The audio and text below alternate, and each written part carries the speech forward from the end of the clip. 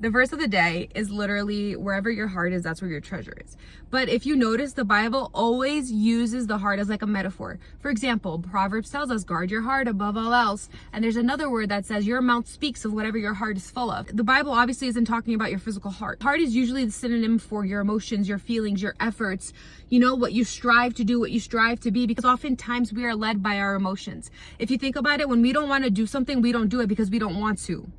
But we should do it, but because we don't feel like it, we're not going to do it. So wherever our heart is, that's where our treasure is. Wherever our efforts are in, wherever our emotions are in, wherever our needs are in, that's where our treasure is. And our treasure, our heart, should be aligned with the Lord. But so many times we don't guard our heart.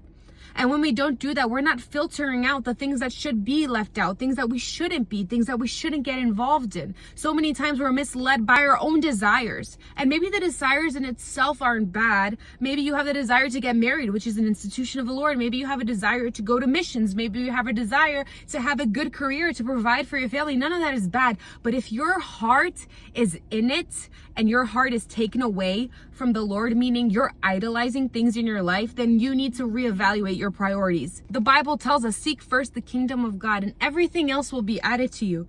And it's not saying, I'm gonna say put God first in my bio and God's gonna give me anything I want. No, the Bible tells us seek God first, because when we seek him first, we align ourselves with his will, his vision, his wants, his desires, his dreams. We align ourselves with him, with God himself. And once we are aligned, we begin to think like he does. We begin to desire the things that he wants, and then he can give us what we want, because what we want is in alignment with his heart. So be careful with your heart. Make sure that you're not making your emotions into idols.